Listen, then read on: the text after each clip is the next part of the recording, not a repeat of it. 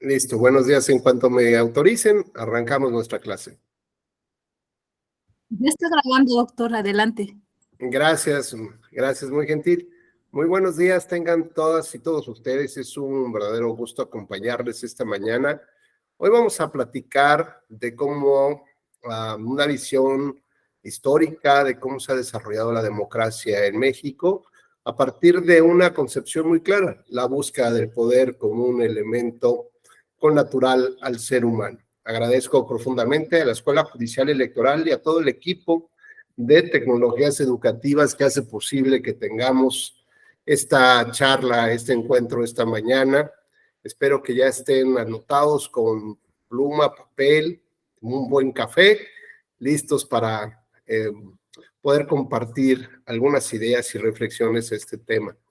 También, por supuesto, un gran saludo a la doctora Gabriela Rubalcaba, directora de la Escuela Judicial Electoral, y al magistrado Felipe Lamata Pizaña. Voy también saludando personalmente a quienes ya han sido tan gentiles de incorporarse a la clase y van encendiendo sus cámaras. Sergio Alberto, Nájera, muy buenos días, ¿cómo estás? Gusto saludarte. Buenos días, doctor. Bien. Qué bueno, me da mucho gusto. Leonardo Iván Martínez, muy buenos días. ¿Qué tal? Buenos días, doctor. Rubén Martínez Tocayo, ¿cómo estás? Buenos días. Buenos días, doctor. Bien, gracias a todas y todos, igualmente a la orden. Gracias, estimada Ruth, muy buenos días. ¿Ya lista con cafecito y toda la cosa? Pues no, sin café, pero muy buenos días a todos. Muy bien, Ruth, muchas gracias. Bueno, pues igualmente iremos saludando a los demás compañeras y compañeros que se vayan incorporando y que también sean tan amables de encender sus cámaras. Decía yo que esta charla tiene que ver con un repaso histórico, pero más allá de los datos que seguramente sean muy interesantes para muchos de ustedes, la reflexión que yo quiero llevarles al punto es tratar de entender la naturaleza humana en la búsqueda del poder. Porque me parece que si podemos entender o nos podemos entender desde ese punto de vista, podemos tener mucho más claridad en cuanto a el diseño institucional, no solamente de las normas, sino también de las autoridades y sobre todo de los diques de control del poder político, porque en muchas ocasiones este diseño presenta algunas fracturas o lo tenemos transportado desde otros,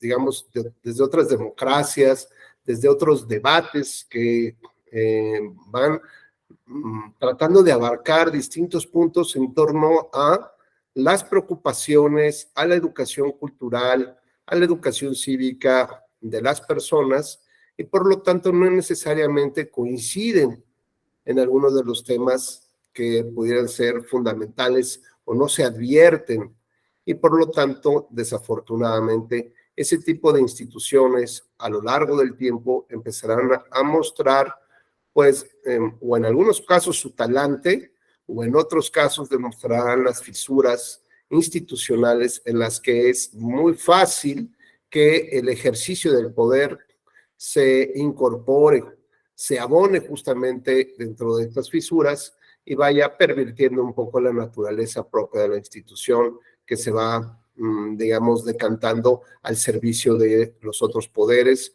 ya sea poderes institucionales o poderes fácticos, o bien, digamos, abandona este ejercicio natural de las facultades constitucionales delegadas por el propio Estado en espera de que alguien las ocupe, ¿no? Porque finalmente donde hay un vacío, pues pronto encontraremos a alguien que lo llene como tal. Así que bueno, pues desde esta óptica es donde vamos a mirar el desarrollo histórico de la democracia para tratar de entendernos en nuestro pasado, comprender dónde estamos, el porqué de las reformas electorales actuales, si tiene algo que ver con este conjunto de reflexiones que voy a formular y en su defecto, pues tratar de ver hacia futuro, ¿no?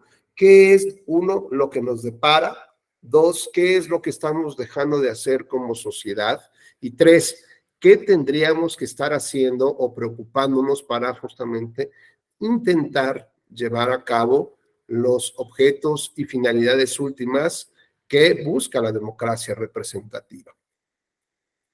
Pues en este contexto, bueno, pues iniciamos nuestra charla. También le doy la bienvenida a José Alfredo Hernández y a Everardo Fajardo. Muy buenos días, con toda la actitud.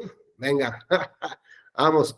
Quien todavía tenga chance, dice por un cafecito, píquele y regrese de volada. Les recuerdo, por favor, tener sus cámaras encendidas, sus micrófonos apagados, y también que, bueno, pues esta es una clase dinámica, ¿no? Que busca la retroalimentación desde la visión de ustedes, sus preocupaciones, sus inquietudes, y sobre estos temas somos los que procuraremos ir abordando, ya sea de lo histórico, o bien, pues desde los aspectos prácticos que están, digamos, en ciernes para determinar su vigencia, su validez y su aplicación respecto de las reformas electorales que están en revisión en la Suprema Corte de Justicia de la Nación. Bueno, pues si no hay alguna precisión, alguna inquietud sobre estos puntos que vamos a tocar esta mañana, pues arrancamos. Leonardo, tú dices, tú nos das el visto bueno. ¿Tenemos luz verde? Claro que sí, doctor, adelante. Muy bien, gracias. Bueno, pues voy a ocupar una presentación que me hicieron favor de pasarme de la Escuela Judicial Electoral. A ver si tengo esta habilidad. Aquí está, déjenme ver.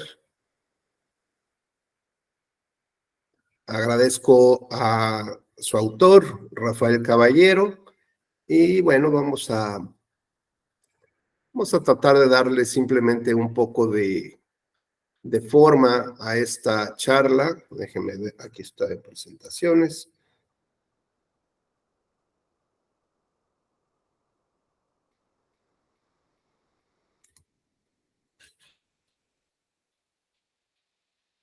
Ajá, pero ahora la cosa, déjenme ver. Presentar. No.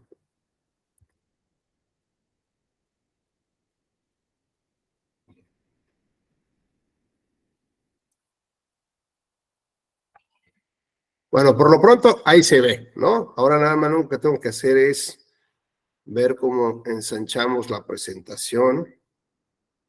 Denme una chancecilla, vamos a ver por acá.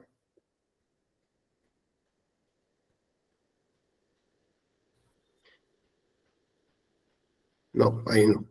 Doctor, en donde está el más y el menos, a la izquierda hay un icono de un panel. Ahí le tiene que dar clic. ¿Del lado qué, perdón? ¿Derecho? En el lado inferior derecho, Ajá. ahí donde está la barra de más y menos, a la Sí. izquierda del menos, el icono, ahí es. Ajá. Oye, pero si le pico ese ya los dejo de ver a ustedes. Ah, ok. O sea, le pongo acá y ya solamente yo veo la presentación, pero ya no los veo a ustedes. Bueno, Ah, ok. pero ustedes la ven bien, ¿no? Sí, doctor. Bueno, pues iré Sí, brincando de un lado a otro, ¿no? Y ya con eso.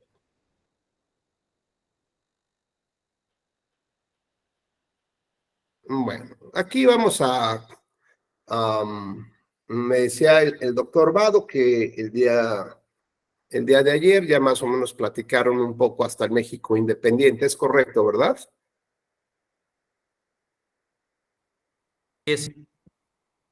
¿Sí? Acuérdense que no los veo, entonces sí. Así es, doctor. Gracias. Correcto. Gracias. Muy bien, bueno, pues vamos a ver, aquí más o menos. Bueno, voy brincando, así que de repente voy a hacer más pequeña la presentación y luego vamos ampliando un poco porque sí veo quienes ya se quedaron dormidos o quienes ya se fueron por los chilaquiles y no han invitado.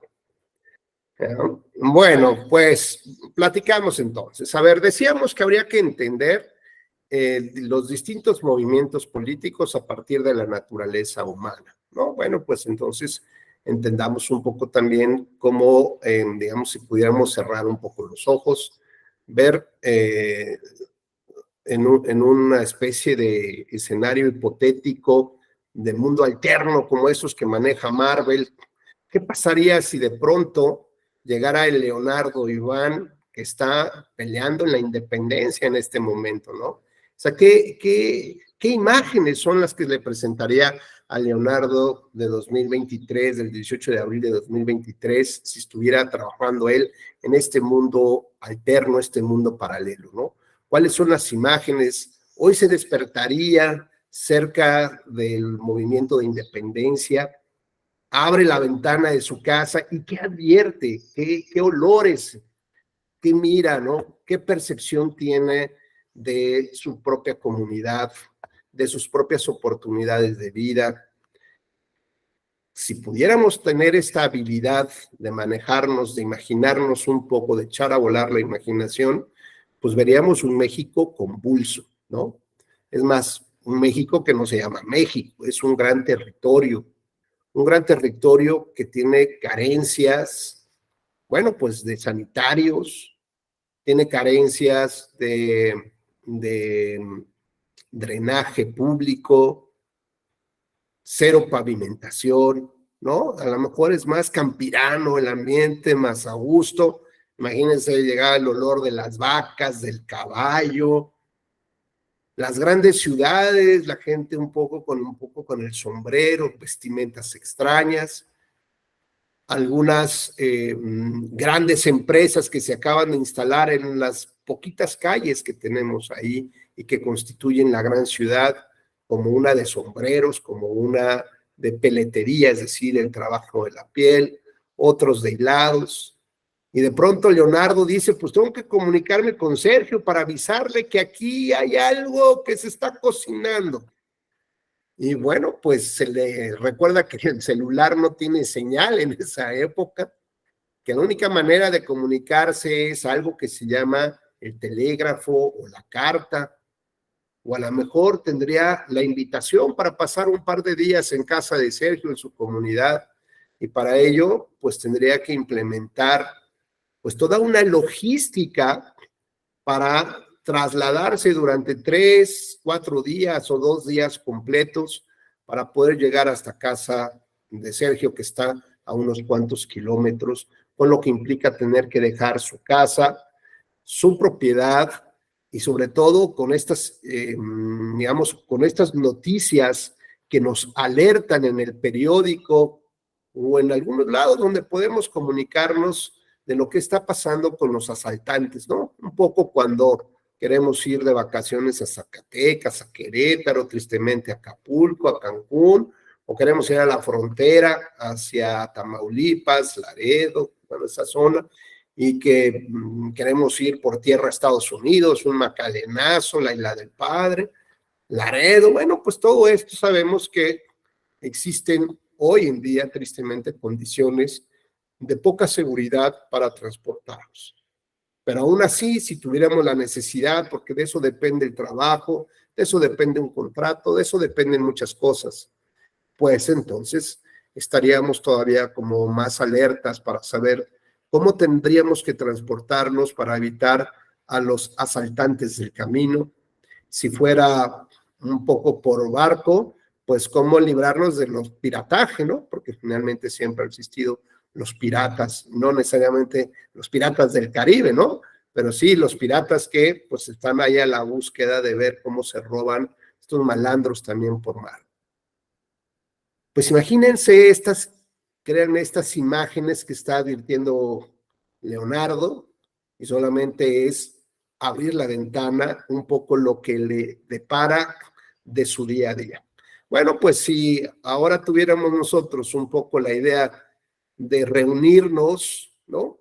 Gente preocupada por el desarrollo, por el futuro de nuestros territorios, familias, y hoy logramos todos el cometido de vernos y reunirnos, ¿no? Finalmente, Desafortunadamente nos enteramos que uno de nuestros compañeros que también traía información de su territorio o alguna lana o algunas armas, algunas cosas que nos iban a servir para planear un poco, como decimos, con un par de cervezas, tratamos de arreglar el mundo. Pues así nos reunimos a arreglar el mundo. Y desafortunadamente nos enteramos que fue detenido por algunas fuerzas fácticas o que se dicen del Estado en ese momento, porque se supone que tenía algunas ideas muy extrañas, ¿no? O que le fueran extrañas, ya sea hacia los poderes constituidos, que es el poder del gobierno y el poder de la iglesia. ¿Y por qué ambos terminaban uniéndose, digamos, en torno a un par de copas, contubernios y acuerdos? Porque, bueno, primero que nada entendamos que la legitimidad del poder o del poderoso finalmente puede darse por varios mecanismos. No importa cuál es la manera como llega, pero a final de cuentas el poderoso tiene que entregar resultados a la población. Y la población acepta porque cree y confía en que esa persona es la adecuada para poder guiar sus destinos. Y entonces tenemos, digamos, esta legitimidad democrática, o bueno, no hablar de la democracia, pero esta legitimidad de quien ostenta el poder, pues tradicionalmente se ha dado a partir del reconocimiento de la naturaleza humana. ¿Quién no recuerda de ustedes algún compañero en clase de la primaria que era el fortachón, el echado para adelante, el simpático, o el mismo que le daba 2, 3 apes y un calzón chino a alguno de sus compañeros, ¿verdad? O a lo mejor hasta nos ubicamos nosotros siendo ese personaje, ese rol de la historia. ¿Y por qué ese compañero lo hacía? Bueno, porque finalmente se da un binomio importante para para este tipo de conductas. La primera es la fuerza física o la apariencia de la fuerza física o la actitud, ¿no? Hacia adelante, echador. Y por otro lado, alguien que recibe esta amenaza o este castigo, pues es alguien que no quiere enfrentar o afrontar o complicarse y da un paso atrás. Y en este espacio atrás significa que está rehusando ejercer su poder como niño, como alumno, pero pues da un paso atrás por su propia seguridad, para que no le vayan a pegar o seguir molestando. Bueno, pues ¿quién va a dar ese paso al frente? ¿Quién ocupa ese espacio, ese vacío de poder que deja este chico? Pues seguramente este niño más fortachón, que ya no solamente le va a dar el zape, sino ahora le va a robar un sándwich. Y si el niño que recibe la agresión sigue dando pasos hacia atrás, significa que va abandonando su ejercicio de poder y alguien más va ocupando, de tal manera que incluso los compañeros, digamos, del salón que jamás se hubieran atrevido a burlarse de este chico o amenazarlo, pues resulta que ahora también ya ocupan ese espacio que abandonó él.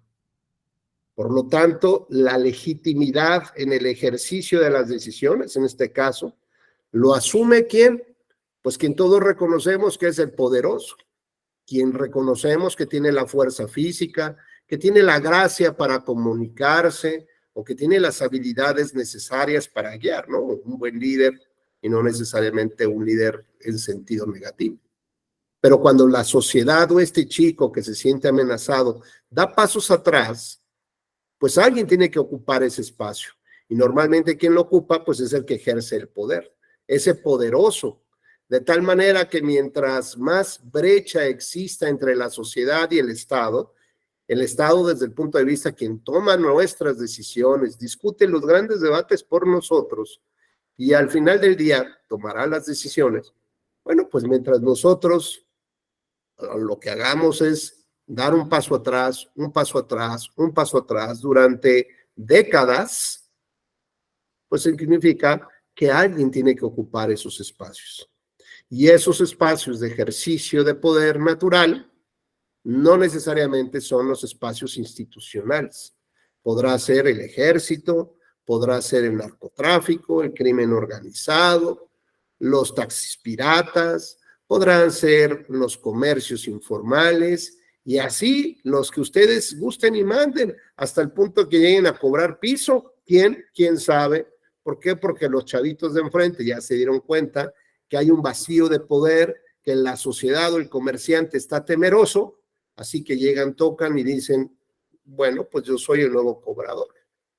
Y el comerciante, antes de complicarse la vida por todo lo que ya ha dejado de espacio, de ejercicio, de poder, pues le entrega los 5,000, los 2,000, los 300 pesos a estos muchachos que en realidad lo único que están haciendo es ocupar un espacio de ejercicio de poder que rechazó el comerciante y que el crimen organizado en este momento no está ocupando o que se utiliza, digamos que se aprovecha de ello para poder hacer sus malandradas, ¿no? Más o menos.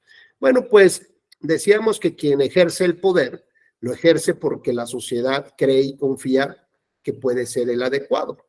Así que vayamos viendo, Leonardo, en tu concepto, en tu idea, en este repaso histórico por las distintas formas de gobierno, cuéntanos a quién ves desde tu ventana, ahí en tu ranchito, ahí en esa época previa o posindependencia. ¿Quiénes mandan ahí en tu región? Cuéntanos, Leo. En este mundo paralelo de Marvel mexicano. Pues yo veo que quienes tendrían el control serían en primer lugar las autoridades militares, las autoridades religiosas. El sacerdote tendría un papel importante dentro de la comunidad.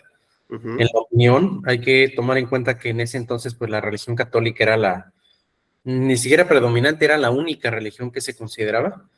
Entonces obviamente, y como no había separación de iglesia del Estado, pues obviamente la opinión de las autoridades eclesiásticas tenían un peso fundamental en la toma de decisiones de cada uno de los individuos. Por otro lado, también vería al abrir la ventana que pues hay grupos de poder que aunque no estén constituidos de manera oficial, pues ejercen un poder, como los hacendados o los comerciantes, que terminan tomando las decisiones e influyendo de manera sustancial a la autoridad pública, ya sea del ejército o de la iglesia, ¿no? Entonces, pues vería yo no sé, a lo mejor comerciantes que transportan oro de San Luis Potosí o comerciantes de telas, ¿no? En ese entonces no veo una industrialización fuerte en México. Principalmente veo que son artesanos, son mineros, son artesanos zapateros. No hay una cadena de producción industrial, pero sí artesanal. Veo empresarios sombrereros, veo empresarios o pequeños comerciantes pues sí, de oficios, el sastre y alguna gente que se dedica a profesiones más, digamos, individuales, como el médico del pueblo, ¿no? El médico del pueblo o además del médico, el boticario, ¿no? Veo ciertas figuras de esa naturaleza que actualmente en México, pues ya quedaron invisibilizados por la gran cantidad de profesiones que tenemos. Eso es lo que veo. Gracias, Leo, muy gentil. Ruth, ¿te animas a compartirnos lo que ves desde tu ventana en ese mundo paralelo? Imagínate que pues abriste la ventana y estás en medio de la convulsión armada, ideológica, el papel de la mujer, dónde está, qué hace.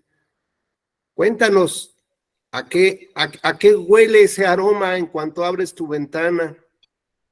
Bueno, ese aroma huele a total exclusión de la mujer en la toma de decisiones, ¿no? No, pues están en sus casas y nada más, sin ninguna posibilidad de participar en las decisiones, hasta, bueno, ciertas figuras que de plano sí se vieron muy revoltosillas, ¿no? Claro, oye, y además imagínate el pleito con el papá en la noche anterior de cualquier familia que le dijera, es que no sales, hija, ¿no?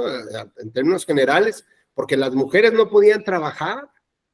Y si las mujeres no trabajaban, no podían tener la suficiencia financiera para sobrevivir. Fíjense qué grave es este tema. Entonces tendrías que pues, saber con quién te colocamos, ¿no? Casi, a ver quién te acepta, y por eso es que los papás de las novias tenían que darle una lana, ¿no? Alguien que sí quisiera llevárselas, pues era parte, digamos, como de la negociación, pues que alguien se haga cargo de mi hija.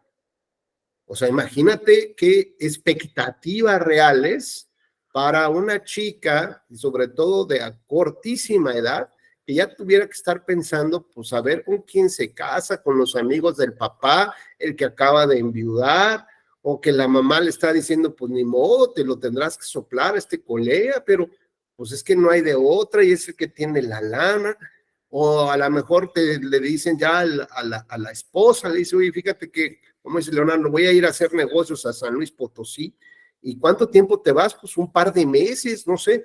O en una de esas Ruth, ¿qué crees? Me acaban de nombrar diputado de las Cortes de Cádiz. Y me voy a Cádiz. ¿Cómo que te vas a Cádiz? Y acá, acuérdate que a los vecinos, los del ranchito de junto, los incendiaron la semana pasada. Violaron a doña Cata y a su hija, se la secuestraron, ¿no? Y aquí, ¿cómo le hacemos, no? O sea, tú te vas y ¿de dónde sacamos aquí para la comida, los hijos, la familia? Entonces veamos que esta imagen que nos va platicando Ruth, que nos deja entrever así en su ventana un poco, esta imagen, pues es al mismo tiempo que la que comparte Leonardo y la que ustedes pueden tener, es un México convulso, un México sin instituciones, un México donde predomina el que tiene más fuerza, ya sea la fuerza física o la fuerza económica que se traslada en la compra de fuerza física, ¿no? Finalmente. Y este esquema de la legitimación del poder, decíamos, puede darse de distintas maneras. Puede darse porque nos enfocamos en el más fuerte, en el más inteligente, en el que tiene más experiencia a lo mejor, o el que a lo mejor tiene una vida más holística, ¿no? Es decir, que tiene contacto con la naturaleza y entiende las cargas del universo, o a lo mejor subió a la montaña más alta que puede existir en la región, porque es donde los dioses tocan la tierra y donde pueden comunicarse con cualquier ser humano, claro, no cualquiera, pero bueno, con los seres humanos, y los que logran esta hazaña, pues terminan transformando su vida. ¿Por qué? Porque seguramente pasaron días en el desierto, días con hambre, días con sed, y finalmente tuvieron una revelación. Y esta revelación puede durar, Leo, 2000 años, porque alguien bajó con unas tablas que dijo que eran los 10 mandamientos. ¿Y cuánto tiempo va a durar esa creencia y confianza? Pues ya llevamos 2000 años y parece que todavía va para largo. Con lo que podríamos entonces empezar a jugar es que la legitimidad o la legitimación del poder la da la sociedad. Mientras yo creo y confío en que esa es la persona adecuada. ¿Por qué? Porque desciende de los dioses, porque tiene un apellido específico, porque tiene un tono de piel, características propias, físicas, distintas a los demás. Pues entonces voy a tender a entender que esa es la persona o esa es la línea de sangre necesaria que va a poder gobernar, porque esos son los que saben. Y después del padre vendrá el hijo y vendrá el nieto, y luego dirán, no, bueno, pues este maestro ya está colocando muy en la época ahí de como la serie de Juego de Tronos. Bueno, pues sí, nos identifica un poco ese tema, a tal grado que decimos, no, eso ya no existe, este tema de la herencia no existe. Bueno, veamos cuántos diputados, senadores hoy son hijos de diputados y senadores de un poquito de antes, ¿no?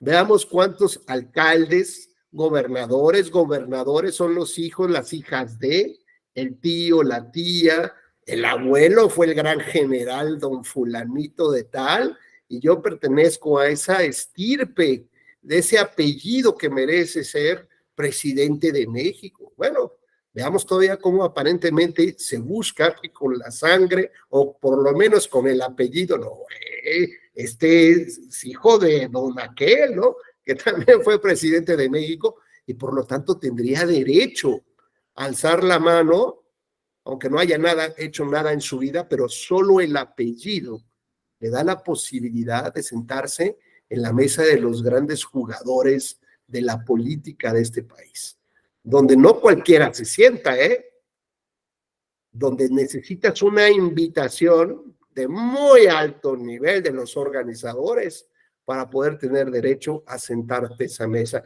y alzar la mano. Bueno, pues todavía te cuesta una muy buena lana o mucho poder de lo que está en juego.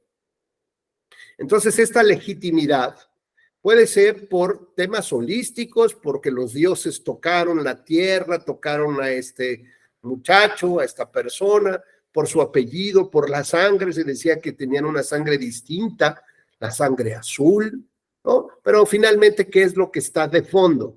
Es la fuerza física, que habría que entenderlo, ¿no? Y esa fuerza física permite justamente imponer una idea clara.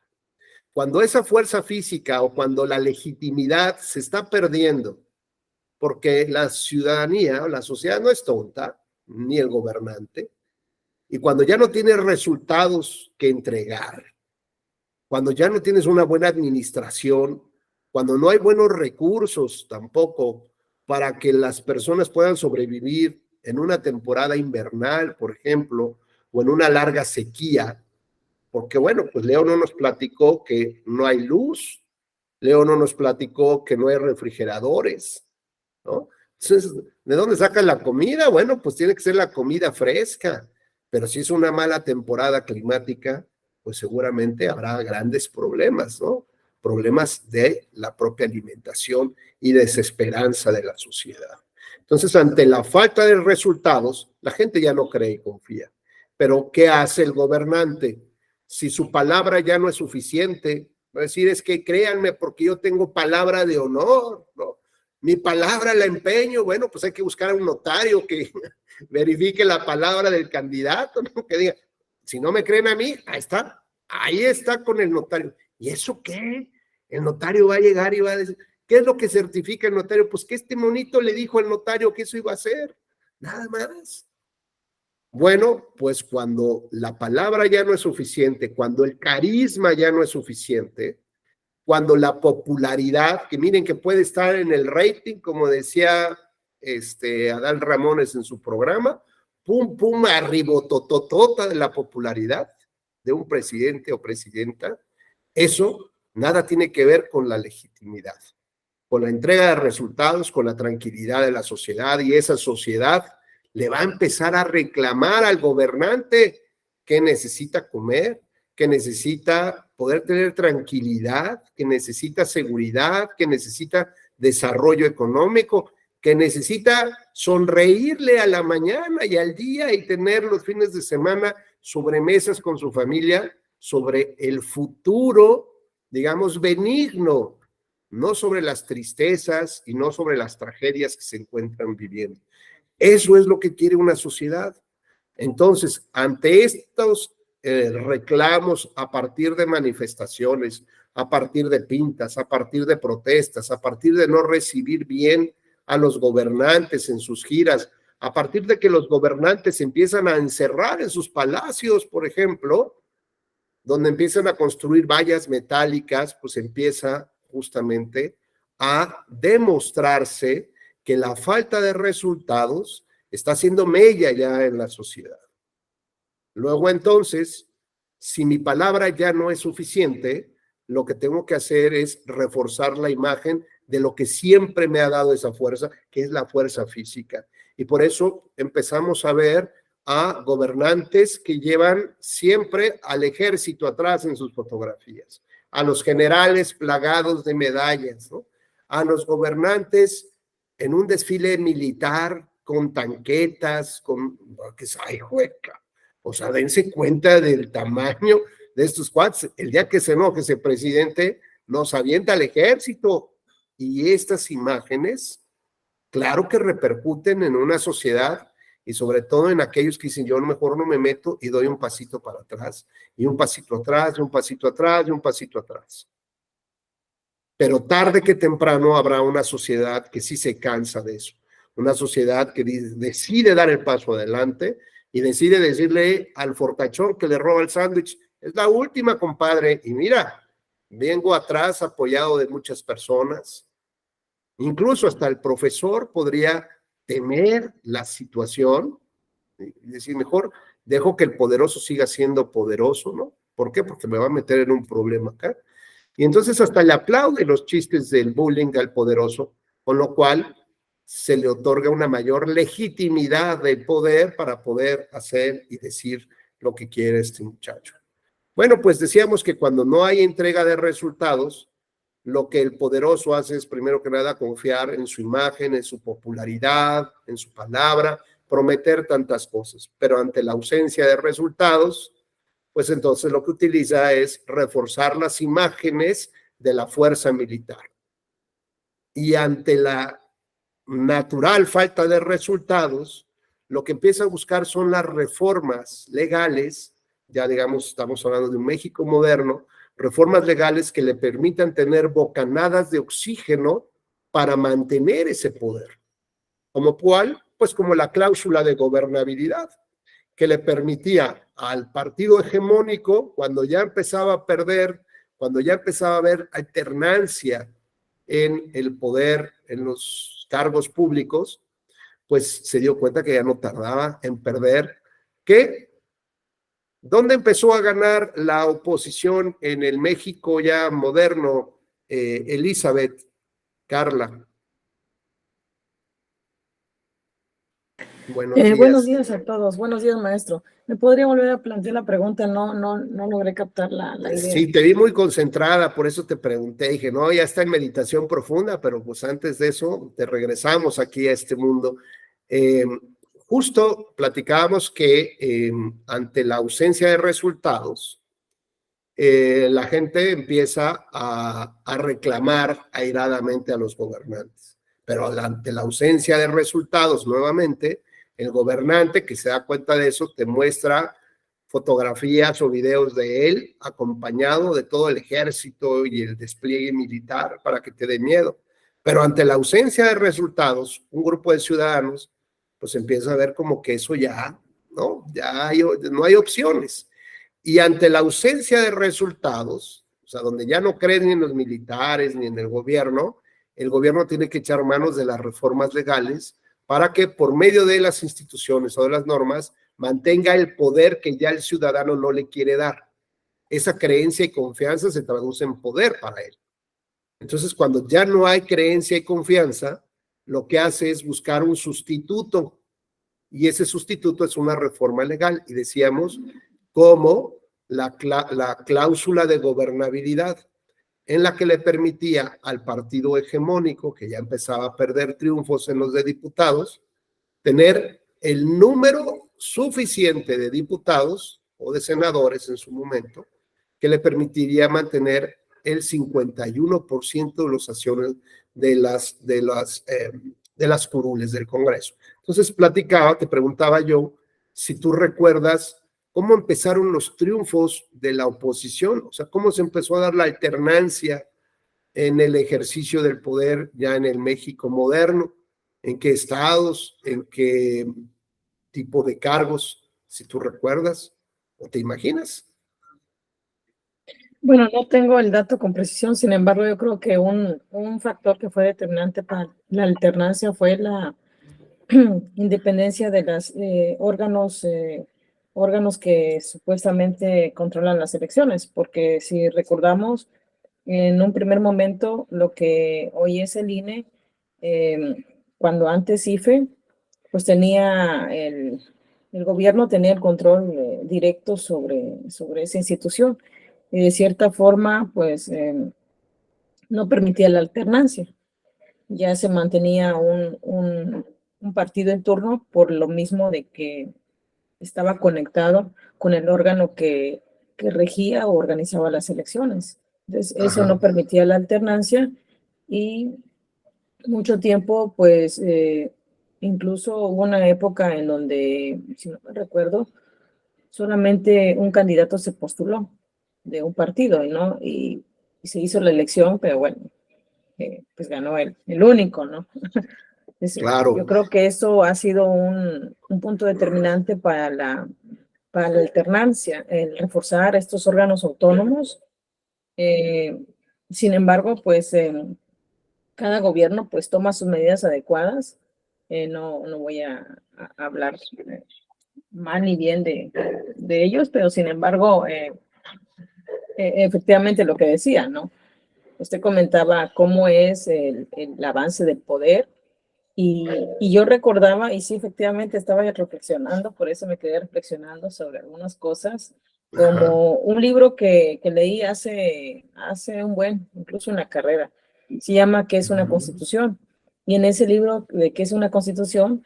Creo que es Ferdinand Lassalle, el autor, nos establece que hay factores reales de poder, lo que usted platicaba. Justo. Es decir, realmente quiénes son los grupos de poder.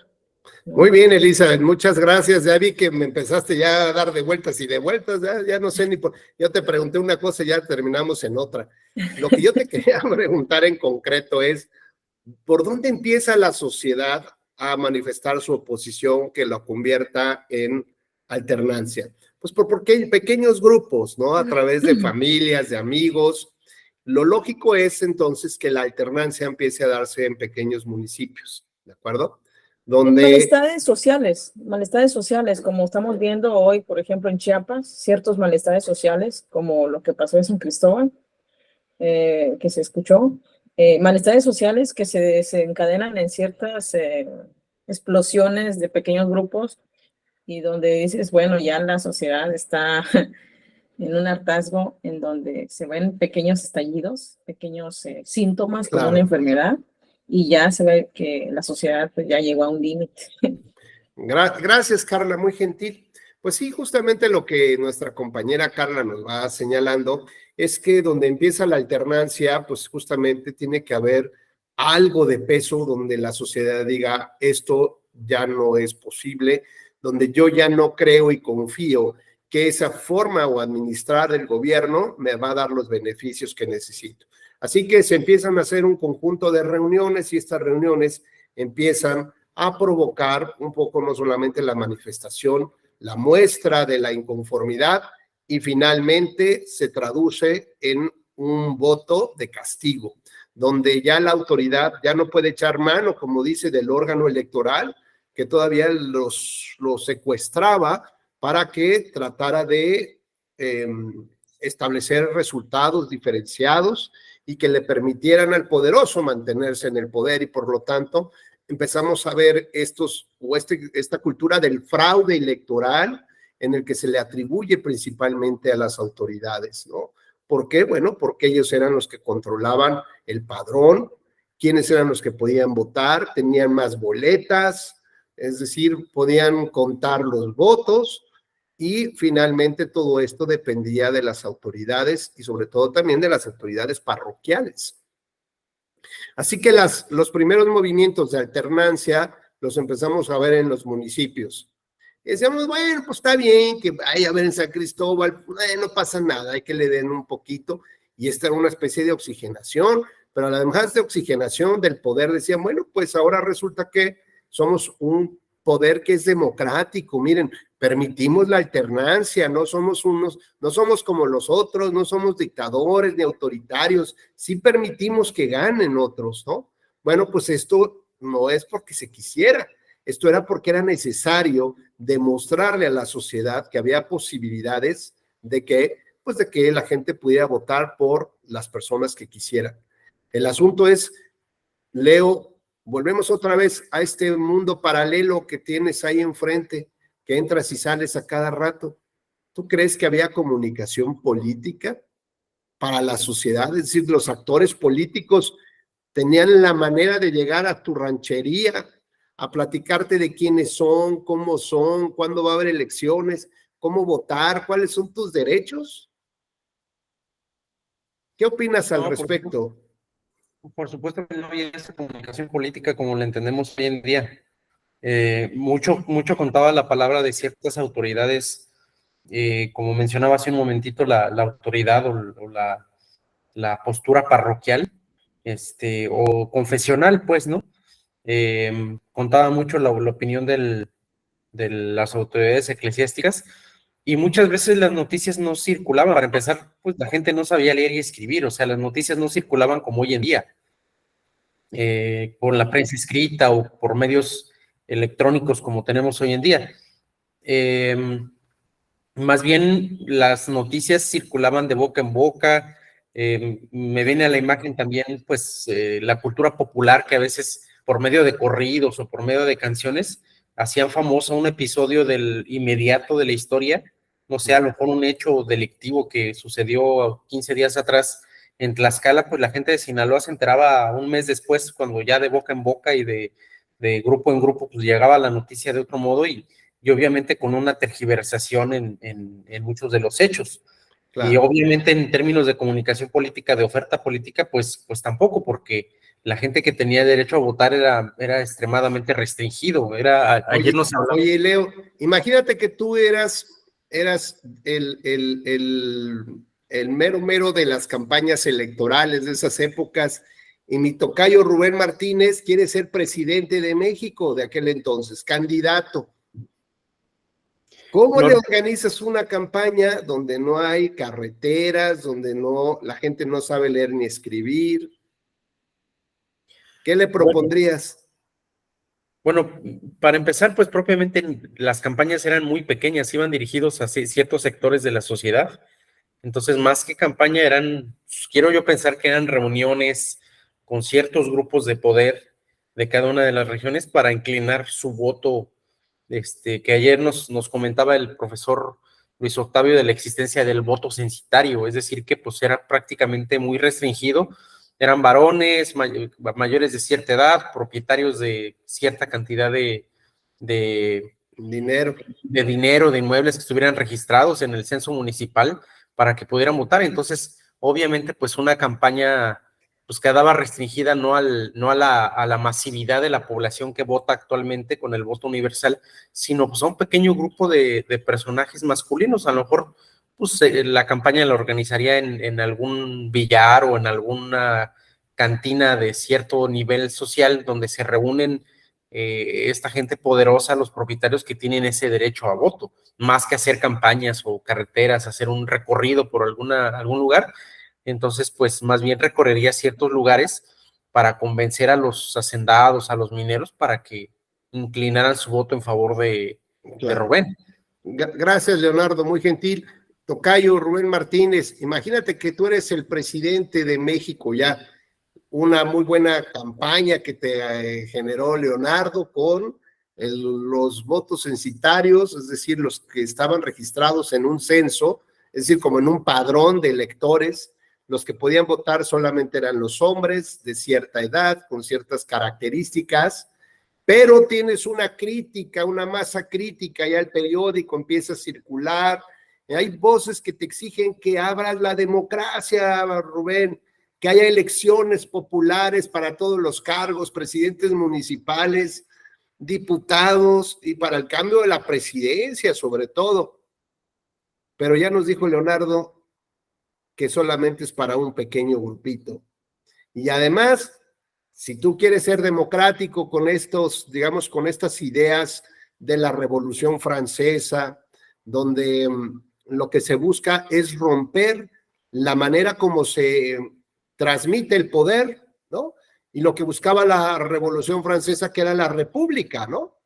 Y la república lo que viene a hacer es una nueva manera de escoger, es decir, bueno, la posibilidad de que la sociedad escoja a sus representantes y que no vengan por una designación directa a través de la herencia de las monarquías, de los emperadores, ¿no? Que deciden quiénes son los subsecuentes gobiernos o gobernantes, sino que la república te permita justamente eso, la elección de tus dirigentes.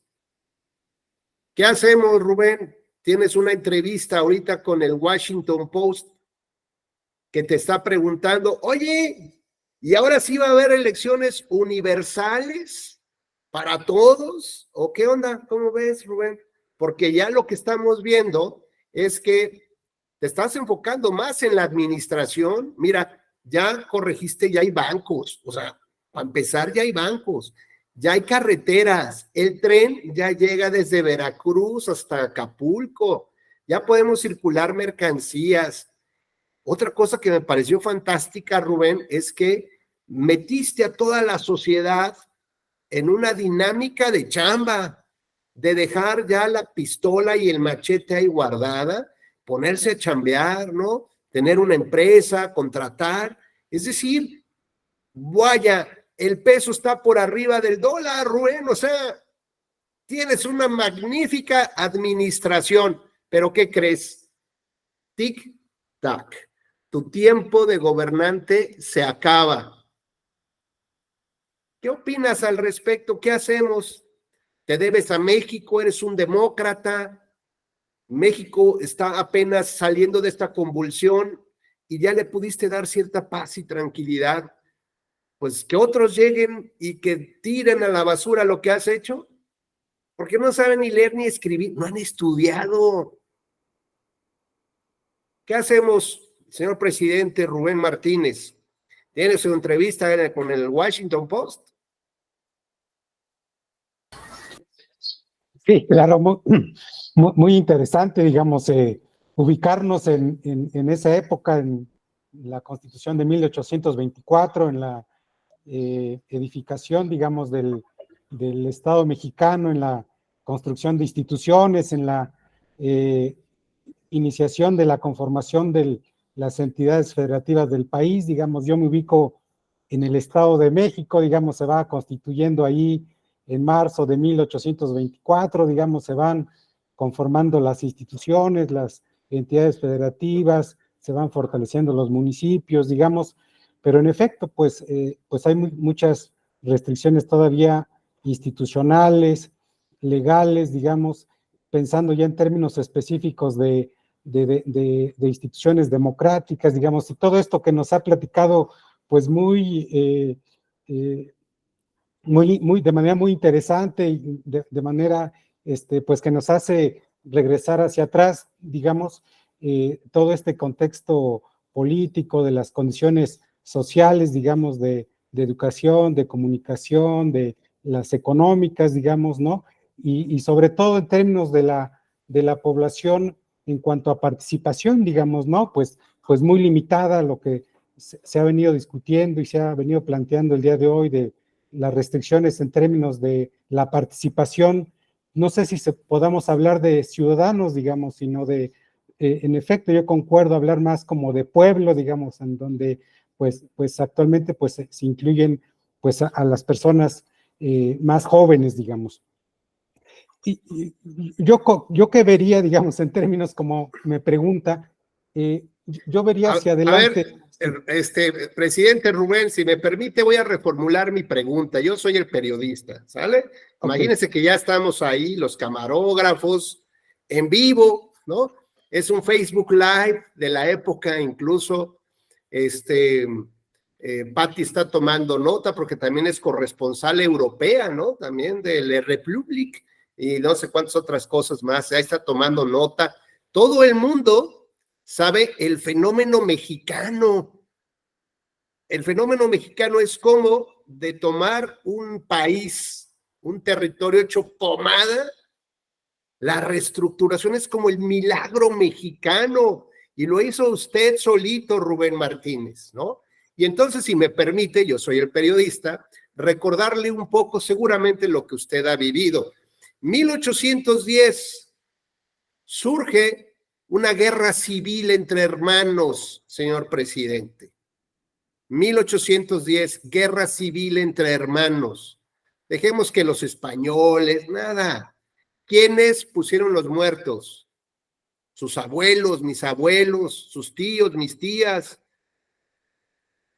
Fue una guerra civil entre hermanos, que teníamos muy claro que queríamos un México independiente, un México españolizado. No, hombre, no sabíamos ni leer ni escribir, por Dios. Esto eran intereses del grupo y nos utilizaron de carne de cañón. 2 años después, de 1810, se promulga la Constitución de Cádiz, presidente. En la Constitución de Cádiz empezaron parlamentarios a irse parlamentarios mexicanos a irse, criollos ya, a irse a España. Pues fuga de cerebros, y traían la mentalidad de que, pues de los europeos, ¿no? Ay, si de pronto sí, las grandes voces de los mexicanos allá en España, pero pues es como dicen ahora, fuga de cerebros y vas a aprender lo que quieren enseñarte de aquel lado. En 1813 se dan a conocer los sentimientos de la nación por el generalísimo Morelos, que en su artículo primero decía que la religión oficial iba a ser la católica.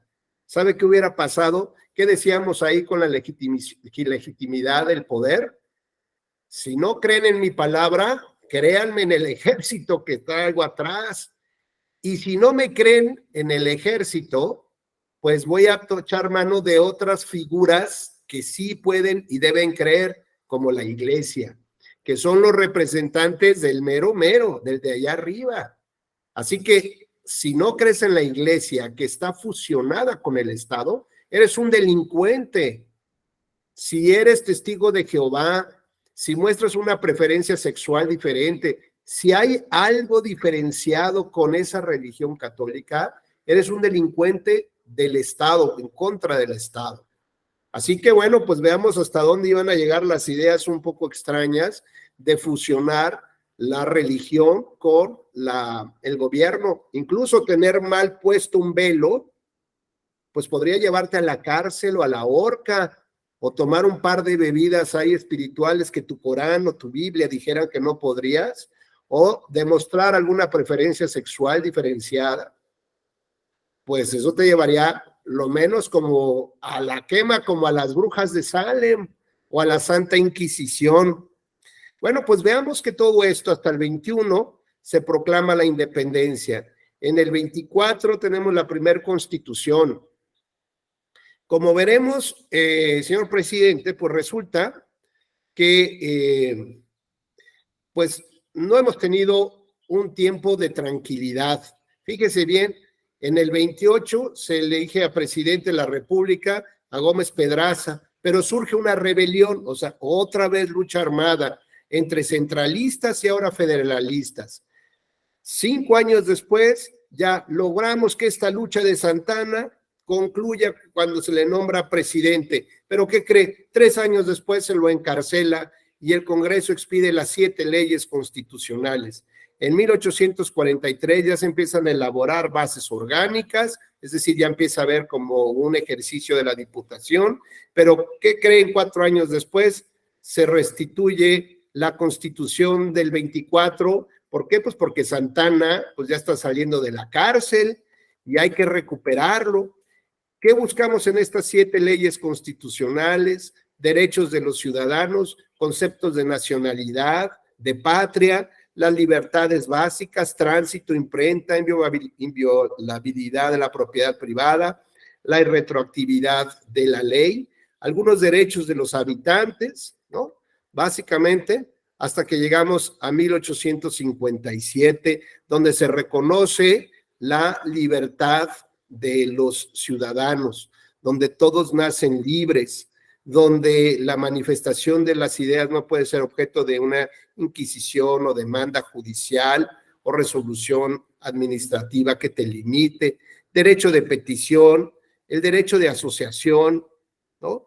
La votación, dice, votar en las elecciones populares, prerrogativas del todo ciudadano. Ya no es como decía Leo, de un censo, de un voto de censo, es decir, de ciertas personas, sino que ya se abre, digamos, hacia toda esta reforma como tal, ¿no? Por eso es que mi pregunta que le hago, señor presidente, regresamos al ejercicio, es, ¿ha tenido en sus manos todo un desastre? Guerra civil, guerra entre hermanos, algunos diputados ya, bueno, pues mire, ya hay leyes, pero en México no saben leer ni escribir. Y ha logrado usted darle la paz que requiere al país. Ha logrado más o menos definir ya no unas políticas ideológicas, ¿no? Sustentadas, por ejemplo, en las corrientes filosóficas de Estados Unidos y de Gran Bretaña, que hablan justamente, digamos, de estas logias masónicas, de la forma de gobernar, sino se ha dedicado a administrar. La pregunta es, ¿hoy sí le damos el voto universal a todos? Ya vemos lo que va a pasar si se lo damos. Digamos, en mi opinión, yo sí daría el voto universal, digamos, ¿no? Que fue un proceso paulatino, digamos, ¿no? Pues digamos, lo que ya se ha planteado, el voto censitario, y ya se platicó de las características y cómo históricamente se fue ampliando, ¿no? De las personas que sabían leer y escribir, del voto de las mujeres, de cómo se fue ampliando la participación y abriendo los espacios.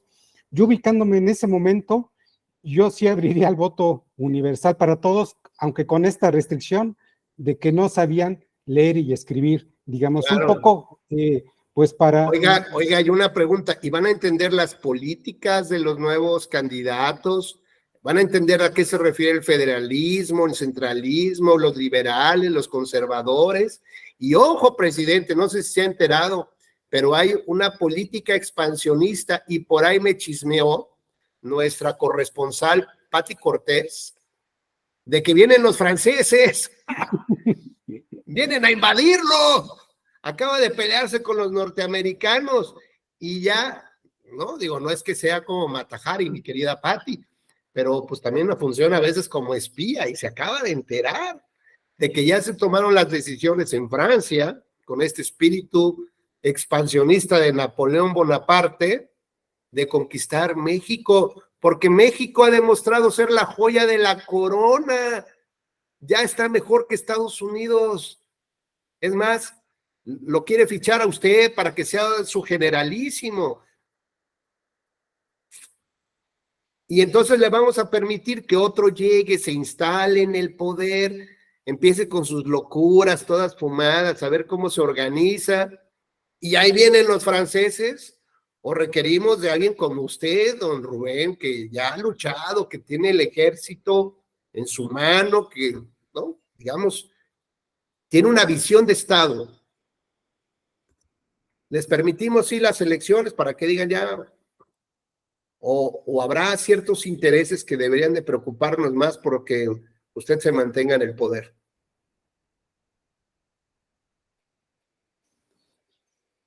Pues sí, digamos, la preocupación fundamental en ese momento, pues era la estabilidad, digamos, ¿no? El acuerdo entre, pues digamos, los poderes que estaban dispersos, digamos, ¿no? Que estaban pulverizados, lo que muy bien nos platicaba Leonardo de los latifundistas, de la iglesia, de los distintos, digamos, espacios de poder que era necesario poner en orden, digamos, ¿no? Como sabemos, pues pasó hasta 1911 para que el voto se ampliara, hasta 1953 para que la mujer tuviera derecho al voto, y en ese momento, pues en efecto, como usted muy bien dice, la prioridad era la estabilidad, la integración del Estado mexicano, digamos, ¿no? De que nos pusiéramos en una lógica del trabajo, digamos, ¿no? De ver la estabilidad económica, digamos, y en efecto, digamos, de que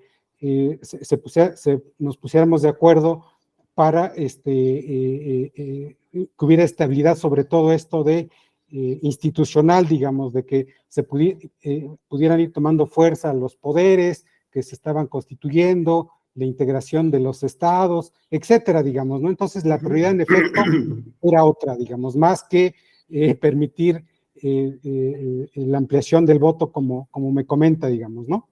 Claro, gracias Rubén. Pues ahora podemos todavía aderezar esta ensalada cuando viene en un rompimiento entre, digamos, las famosas logias, entre dos corrientes, entre los liberales y los conservadores.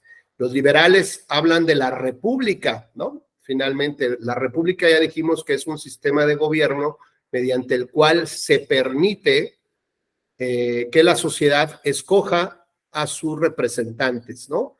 En voto universal, pero volvemos a lo mismo. Bola de incultos, ¿Por quién van a votar?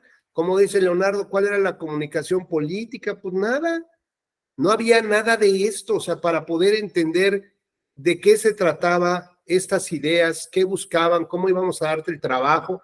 Pues a mí qué me importa, yo estoy muriéndome de hambre, ¿no? Pero por otro lado veo una correcta administración y estas ideas de los conservadores, pues buscaban tener un gobierno central, un gobierno centralizado. Y digo, tampoco es que la escuela de la vida, ¿no? Veámoslo de esta manera, que la escuela de la vida les hubiera dado ya cátedra de cómo funcionaba un gobierno liberal. Históricamente teníamos una visión anquilosada de cómo se transmitía el poder. Poder, ejército, iglesia.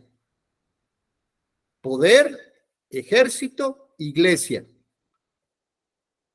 Ante una población inculta, ante una población temorosa, ante una población que no te preocupaba educarla para que mantuvieras una misma retórica de que de creencia y confianza de que tú eres el que te hablas con el de arriba, el que tu sangre y tu línea, tu dinastía es la única que puede llevar a cabo una gobernanza decían, es que es el único que puede unificarnos a todos los feudos.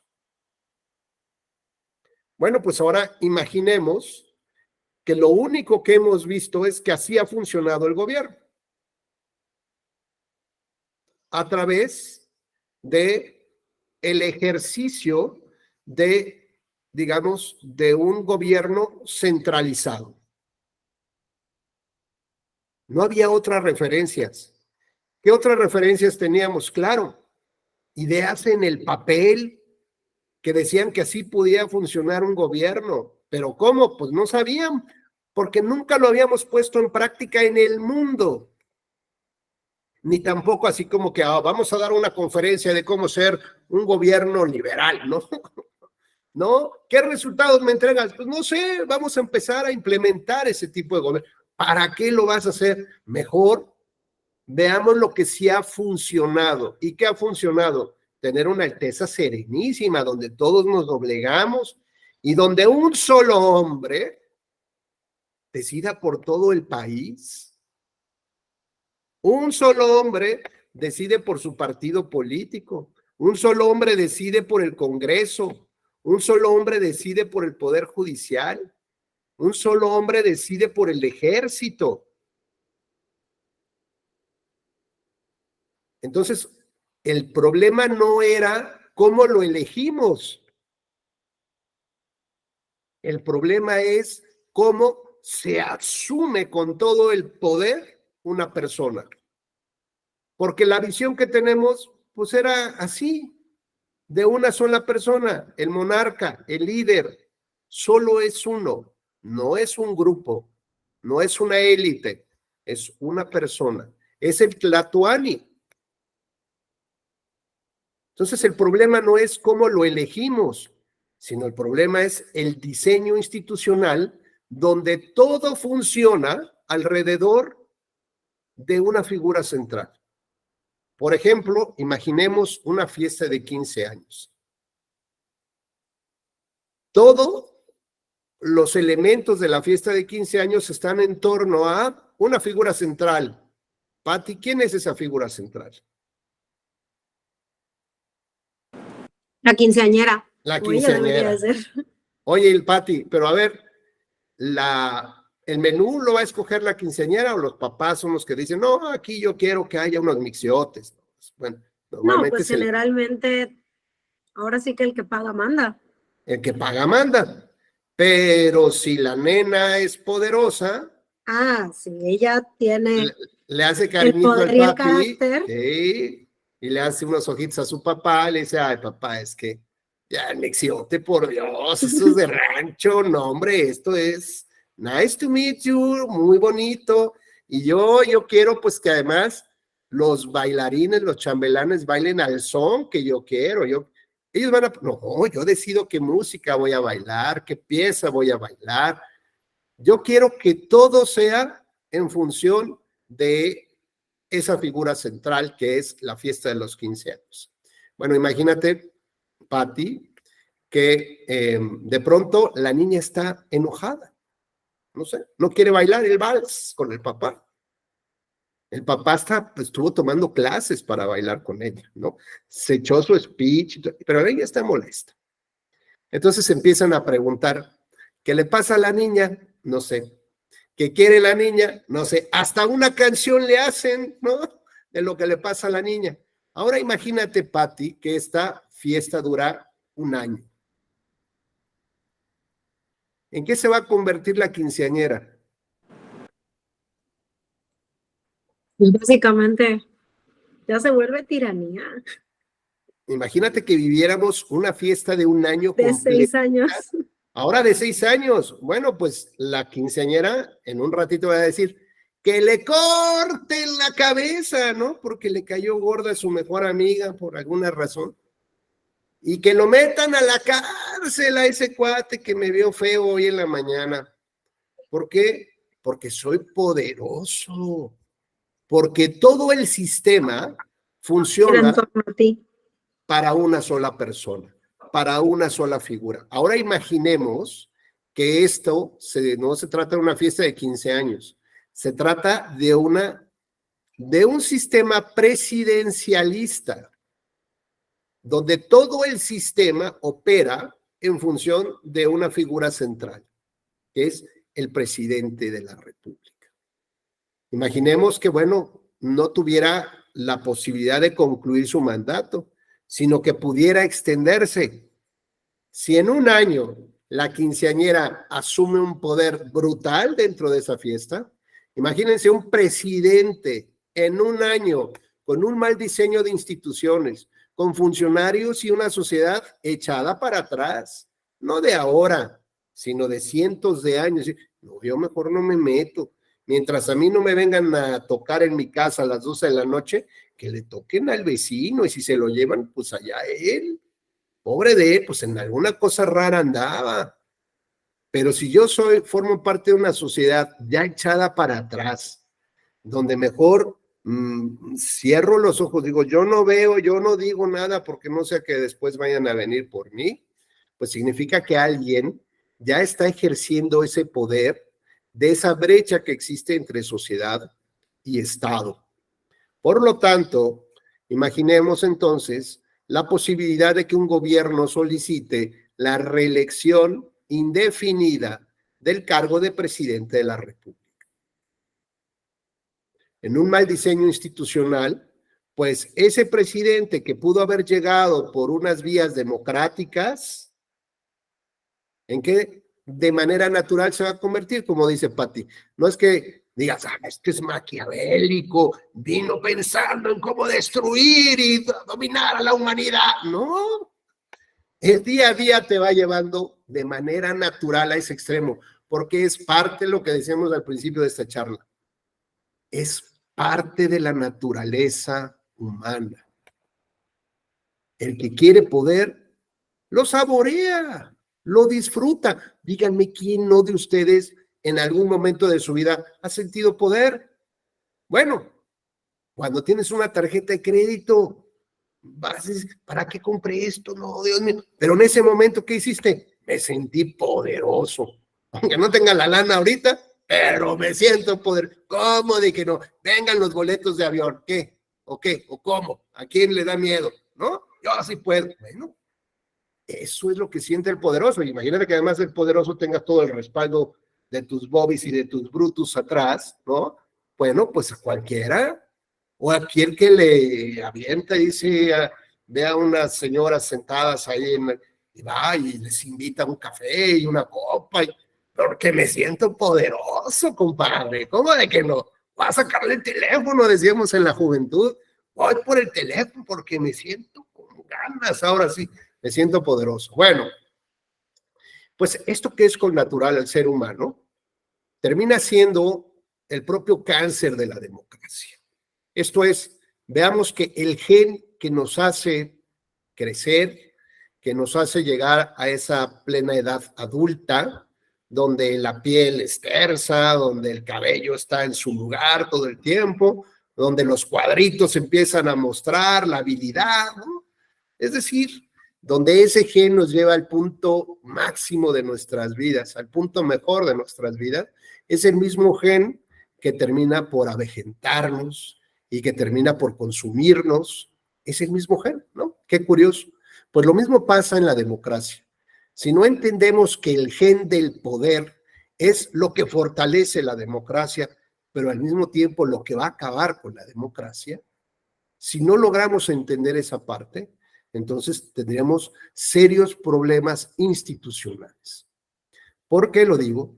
Porque justamente lo que busca digamos, parte de los elementos de la democracia representativa que se encuentran previstos en el artículo 23 de la Convención Americana y que la Corte Interamericana ha tenido que realizar unas reinterpretaciones de ese artículo de la democracia para entender la otra parte de su apellido, que es democracia más representativa, democracia representativa, a partir de varios tratados internacionales que México como gobierno soberano ha suscrito.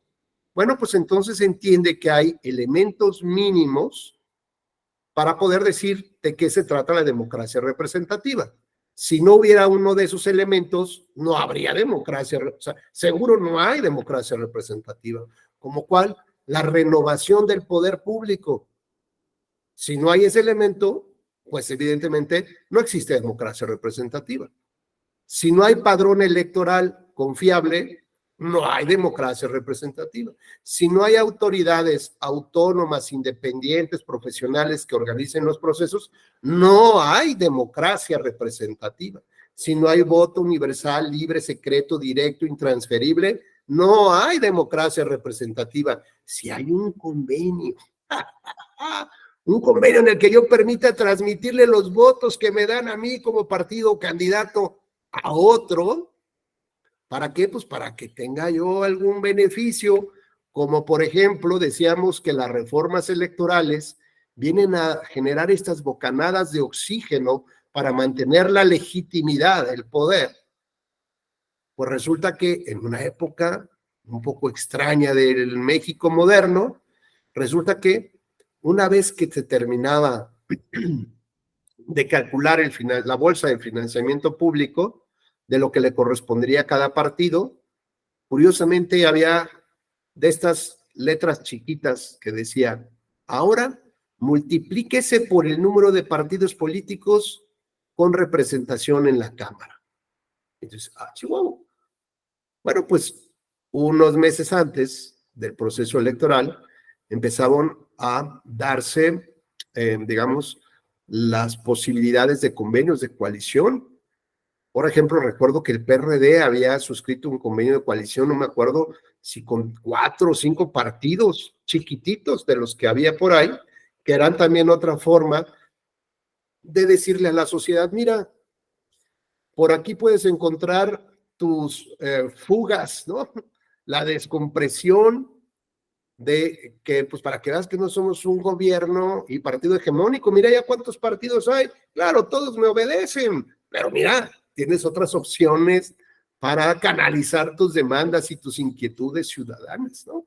Pero pues en realidad eran partidos satélites, partidos controlados desde su origen y por supuesto palomeados sus candidatos.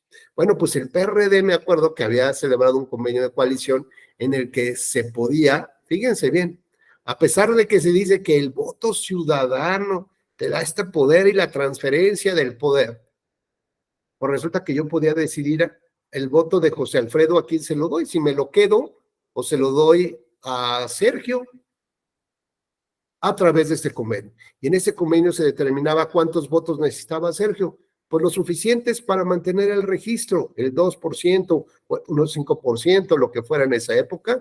Y además, Sergio, te voy a dar 10 curules de RP.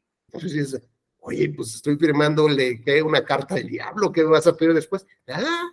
Nada, compadrito, te quiero, te aprecio, y yo sé que vamos a trabajar en el futuro. Y dicen, pues órale, está padrísimo, y todo el mundo decía, pues qué loco está el PRD, ¿por qué está cargando tantos enanitos aquí en su espalda, ¿no? A costa de sus votos. Bueno, pues justamente no habíamos leído esta parte chiquita de la ley, esta letra chiquita de la ley, que decía que la bolsa del financiamiento público tenía que multiplicarse por el número de partidos que tuvieran representación en la Cámara. De tal manera que si había una bolsa grande que repartir, pues ahora imagínense, por esta transferencia de votos, pues era un bolsononón, que llegó al absurdo, fíjense bien, Pati, llega al absurdo de que el tope de gastos de campaña está en este nivel y el dinero que yo le doy al partido para gastar está aquí arriba. Fíjense bien qué absurdo de aplicación normativa. El tope que puedes gastar, pero la lana que tienes derecho a recibir. ¿Qué pasó con este margen? Pues claro que lo gastaron los partidos, ni modo que lo devolvieran, ¿no? Pues ni locos decían. Bueno, ¿esto a qué nos conduce o a qué nos lleva a entender? Que frente a las visiones de Estado que nosotros históricamente habíamos reconocido como el mundo había funcionado, eran la transmisión del poder hacia una persona. Un gobierno centralizado, pero por otro lado había otras voces, había otras visiones de que tenía que ser más liberal el asunto. Y más liberal implicaba correr el riesgo de madurar, correr el riesgo de equivocarse y de elegir malos gobernantes. El asunto, Leo, es que hay momentos para correr riesgos. Y todo lo que platicábamos con el presidente Rubén, o sea, colgaba en alfileres la tranquilidad de un Estado. ¿Por qué Alemania se convirtió para la Segunda Guerra Mundial en el monstruo que fue, o sea, en el trabuco que fue Alemania, cuando venía de la destrucción plena de sus ciudades a partir de la Primera Guerra Mundial? Porque se concentraron en construir el Estado. Y todo funcionó no en términos de una persona, sino en términos del concepto Estado. Los jueces, los diputados, el trabajo de José Alfredo, que era pues un gran pintor, ¿no? Bueno, decir, no, José Alfredo, tenemos que utilizar tu mano para construir ladrillos, para contener los alimentos. O sea, oye, decía Elizabeth, es que yo ya estoy terminando mi maestría en Derecho Electoral. No, Elizabeth, necesitamos manos en la enfermería. Y entonces, los intereses personalísimos, los derechos individuales, pues prácticamente no existían. ¿Por qué no? Porque todos estaban en función de un interés superior, que era la construcción del Estado. Y todos trabajaron porque todos veían que era un camino real y certero hacia ese punto. Construcción de Estado, construcción de la nueva imagen del alemán, construcción de la recuperación de sus valores, de sus principios. Y vean el trabuco que formaron en pocos años los alemanes, tanto que yo no sé si no hubieran perdido la guerra, pues yo no sé cómo estaría distribuido el mundo en estos momentos. Me queda clarísimo. Por lo tanto, cuando empezamos estas luchas de ideas, de que, a ver, Rubén, es necesario meterle ya el voto universal, decir, a ver, espérame, todavía no. Apenas estamos saliendo de cientos de años de desgracias, de lucha. Necesitamos cierta estabilidad. ¿Y quién nos está dando la estabilidad? Bueno, pues este esquema de gobierno. Y de pronto me traes una nueva fórmula. ¿Por qué regresa Santana? Pues ¿por qué? ¿Por qué lo meten a la cárcel? Pues porque es el líder que puede concentrar, digamos, o la figura que puede concentrar, reunir este tipo de ideas que tradicionalmente habían funcionado. O bien, pues nos arriesgamos con los temas liberales. Vean qué complejidad, ¿no? Histórica para quienes toman estos liderazgos. Asumimos los riesgos, digo, porque la historia nos muestra a los grandes traidores y los grandes héroes, pero en realidad eran personas como nosotros, que tenían que tomar decisiones y decir, híjole, a lo mejor, a ver, yo que quiero seguir siendo presidente, digo, está padre y todo esto, ¿no? Pero veo cómo está el país y si yo dejo esto ahorita, quien lo asuma, ¿qué va a pasar? Todos, va a tener la capacidad de reunirnos y que nos junten en torno a un solo proyecto de nación. Hombre, no tiene ni idea el colega ¿no? Nunca ha gobernado, ahora resulta que quiere ser presidente. Es más, nunca ha luchado, no sabe lo que es luchar, y por lo tanto tenían que buscar también a alguien que le diera, digamos, esta tranquilidad de la legitimidad mediante el ejercicio del control del ejército. Y el ejército iba a respetar a alguien que nunca había luchado, que al contrario había huido a Estados Unidos para protegerse. Un niño rico. ¡No, hombre! ¿Quién querían? ¿Y cómo controlas al ejército? ¿Sabes qué? Soy Rubén Martínez, presidente de México, y no, así no funciona la real política, como decía Leonardo. Hay poderes fácticos que tienes que saber cómo hablarles y cómo someterlos y cómo negociar con ellos para que te permitan llevar a cabo un ejercicio de tu gobierno. Entonces veamos, en este esquema tan complejo de lo que veníamos viviendo, de lo que conocíamos, de lo que sabíamos, de lo que teníamos evidencias, pues escoger entre lo que ya conoces o escoger un conjunto de ideas a ver cómo resulta cuando medianamente ya tienes cierta tranquilidad. Por lo menos ya sabes que puedes dejar a tu familia tranquilo y que no va a venir unos asaltantes.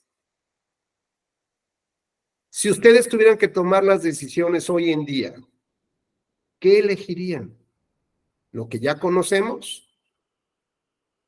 O pues vamos a ver, arriesgarnos, pues bueno, cuando eres joven y no tienes familia, pues a ver qué pasa. Pero cuando ya tienes que tomar decisiones maduras, pues entonces te empiezas a complicar. Ayer justo me preguntaban que qué opinaba yo sobre esta reforma en la que permite reducir la edad a los 18 años para ser diputado, ¿no? Entonces yo siempre he sostenido, y hasta un poco de broma, que yo nunca he estado a favor de eso. De hecho, estoy a favor de que se suba la edad del votante, que no sea a partir de los 18, sino a partir de los 21 o 23 años. Y ya sé que me puedo llevar todas las críticas, pero déjenme darles mi razonamiento. Si yo a los 18 años puedo ejercer un derecho humano, digamos, un derecho humano de carácter político electoral de ciudadano, fíjense bien, de ciudadano, es porque ya soy un agente responsable para la sociedad y para mi ciudad, ¿cierto? Se supone que es eso. Bueno, ¿cómo voy a ser responsable si vivo cómo voy a preocuparme de los temas si vivo con mis papás hasta los 25 o 30 años? ¿Cómo voy a preocuparme si mis papás son los que me dan todavía dinero para el transporte, para mi ropita, para mis viajes? ¿Estoy ejerciendo responsabilidad de ciudadano en esa parte? No. ¿Por qué hay países que tienen el voto voluntario a partir de los 16 años? Porque a partir de los 16 años en esos países, los papás empujan a sus hijos, les enseñan cómo vivir una vida independiente cuando cumplas 18. Esto es, a los 18, Everardo, adiós. José Alfredo, a los 18, hijo mío. Elizabeth, un placer haberte tenido 18 años con nosotros, pero es tiempo de volar. Y adiós. Y me das tus llaves, porque aquí no regresas. ¿Esto qué significa? Que desde los 16 años, los papás empiezan a preparar a los hijos, no solamente a darles la idea de que se tienen que ir, no, sino que tienes un conjunto de obligaciones de ciudadano, ¿como cuál? Pues primero que nada saber cómo vas a vivir, dónde vas a vivir, que tienes que pagar impuestos. Por ejemplo, mi hija está estudiando en Alemania y como se dio de alta en el municipio, me dice, oye, papá, me acaba de llegar un pago de impuesto de 50 euros, y es jovencita, de 50 euros por impuesto de utilización de señal de televisión. Dice, y la señora con la que vivo ni televisión nos puso. Y ahora le dije, pues paga los impuestos, hija. ¿Pero por qué voy a pelear? Sí, estoy de acuerdo. Paga los impuestos y después vas y peleas. Pagar los impuestos, entonces, ¿qué es? Un ejercicio de obligación ciudadana. No que, yo a ver cómo me oculto de los impuestos. No, es un ejercicio, pagar el predial, pagar la luz, pagar la basura y pagar todos los impuestos de ciudadanía, pues ese es eso. Entonces es prepararlos para llevar un sistema de control de gastos y de cuánto puedes gastar, de qué debes de pagar, cuánto puedes ahorrar, qué tipo de súper. Oye, José, fíjate que se rompió aquí la manivela, la llavecita del WC. Todos corran porque se nos acaban, ¿no? Bueno, pues hay plomeros, para eso sirven las herramientas, hay una llave de paso, es decir, los enseñan a salir al mundo. Y entonces a los 18 salen al mundo y dicen, claro, yo voy a vivir pues cerca de mis papás, ¿no? Un departamento, que tenga terraza en el último piso y esto, ¿no? ¿Y cuánto vale? Hombre, ahorita lo veo y van a pedir trabajo. Oye, ¿y cuánto me puedes dar? No, porque yo quiero ser director de... sí, ¿cuál es tu experiencia? No tengo ninguna, pero yo estoy estudiando la carrera y en la universidad y no sé cuánto, ¿no? Y tengo cuates y hay que moverle y tengo ideas. No, a ver, amigo, pues te doy el sueldo del que rebana el jamón en el Walmart. Caray. Oye, pero tengo un curso ahí que tomé en internet de la escuela judicial. A ver, la realidad es esta. Y vas a ganar lo que gana el cuate que rebana el jamón del súper. Pues bueno, pues le dan su lana. Y con esto, ¿a cuánto me dijeron que era la renta? No, pues no me alcanza. Y luego me dijeron que tengo que pagar renta y tengo que pagar impuestos y tengo que pagar el servicio de la recolección. No, bueno, pues un par de calles más para allá, no pasa nada. Así camino y llego, ¿no? Bien fortalecido el trabajo. Y cuando te das cuenta, pues es que lo que te alcanza no es un par de calles atrás. Es que más o menos ahora tendrás que transportarte de 1 a 2 horas para poder llegar a tu centro de trabajo, porque esos son los lugares el que te alcanza. O tienes que empezar a compartir. Oye, ¿y luego dónde compro una cama o qué onda? Pues nada, a lo mejor compras de segunda mano y así te vas. Y a lo que quiero llegar con esto, es que a los 18 años en estos países, estos chavos o estos chicos tienen ya una conciencia más clara y real de lo que implicaría votar por una política que da beneficios, por ejemplo, a personas de la edad adulta, pero les quita el financiamiento para las escuelas, a los jóvenes, o que no tiene políticas para que los jóvenes terminados la universidad puedan entrar directamente a obtener buenos trabajos, o de créditos, o de intereses para poder rentar una casa, comprar un coche, salir de... Entonces ahí sí ya te empieza a pegar las decisiones del gobierno, mientras les pegan a tus papás. Por lo tanto, siempre mi propuesta ha sido bueno, ya puedes ejercer como ciudadano, ya tienes claridad, ya sientes lo que cuesta estar fuera de tu casa, entonces ya puedes participar en las elecciones de una manera muchísimo más madura, ¿no? Bueno, pues les comentaba yo, regresando un poco a nuestras ideas,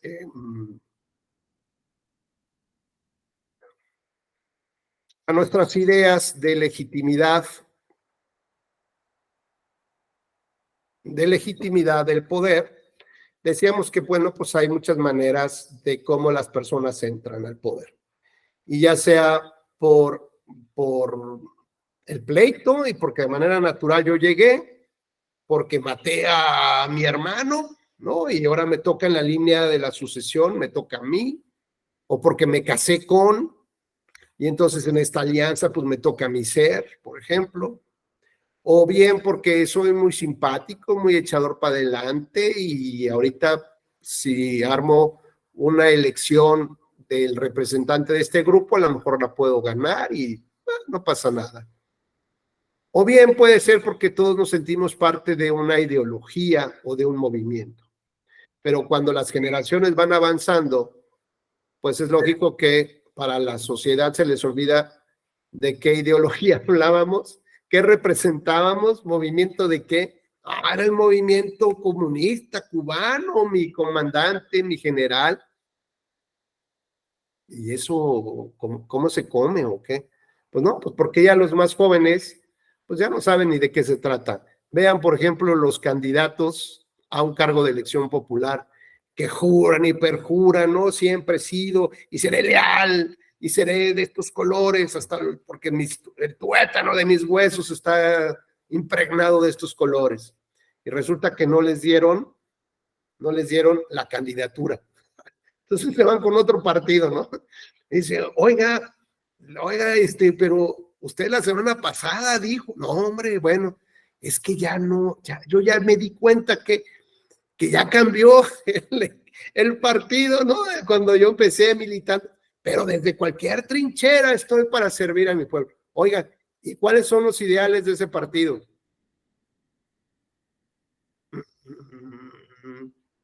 Pues desde cualquier trinchera voy a defender la democracia, son mis temas personales. Y resulta que ese partido no le da tampoco la candidatura y va con otro más, ¿no? O en las siguientes elecciones está con otro totalmente opuesto a lo que él representaba. Oiga, pero usted no decía que era pro vida, ahora ya es pro aborto. No importa, defenderé la democracia, cueste lo que cueste. Estoy para servir a mi pueblo. No vean lo que he dejado de hacer, vean lo que he hecho. Oiga, ¿cuántas iniciativas? ¿Me repite la pregunta, por favor? Bueno, la verdad es que cuando se pierde el sentido de las ideologías, como lo hemos perdido hoy en los partidos políticos, bueno, pues más o menos teníamos claro en aquellas épocas de lo que hablaban los libertarios y los conservadores, el federalismo y el centralismo, los que querían que hubiera un gobierno de mayor fuerza o los que querían que hubiera compartir el gobierno, los que buscaban una manera de administrar los recursos y otros los que querían pues tener todavía líneas de conducción con otros gobiernos. Me parece que hoy en día muchos mexicanos estaríamos muy contentos con las declaraciones de Estados Unidos que dijeran que hoy sí van a intervenir a los chapitos. Decimos, bueno, por fin llegaron nuestros salvadores, ¿no? O decían, es que los americanos no van a dejar que este tipo de problemas se acrecente, claro. Y ya nos dimos cuenta que, bueno, cuando también son parte del gran problema, pues entonces sí van a intervenir. Y esto que nosotros lo transitamos así, ¿no? Con estas libertades de decir qué bueno que hoy los gringos vengan a acabar con el narcotráfico o con los chapos, por ejemplo. En otras épocas, pues Leonardo me hubiera denunciado y me diría que buscó que haya un gobierno intervencionista desde el extranjero, ¿no? Y bueno, pues casi me llevan a la horca, me queman. Porque pues las condiciones de la política eran distintas, la forma de expresar la libertad de expresión era distinta. Hoy en día, aparentemente, tenemos todo este conjunto de libertades que no hemos hecho nada para ganárnosla. Despertamos hoy a las 6:30, seguramente muchos, 6:20, otros más temprano porque tienen otras actividades. Unos ya se fueron hasta el gimnasio y regresaron todos hasta bañaditos. Otros ya bien desayunados, pero lo que voy es que nos despertamos y junto a sobre nuestra mesita de noche o nuestro escritorio, había algo que alguien puso en la noche y no nos dimos cuenta. Una se llama la Constitución Política de los Estados Unidos Mexicanos y la otra la Convención Americana. Pero nosotros no hemos hecho nada para ganar los derechos que tenemos ahí. Simplemente despertamos y ahí estaban. Pero cuando repasamos, tocayo, la historia un poquito, pues nos damos cuenta de lo complejo que ha sido para las personas, para nuestros, digamos, generaciones anteriores, tomar lo que creyeron que eran las mejores decisiones.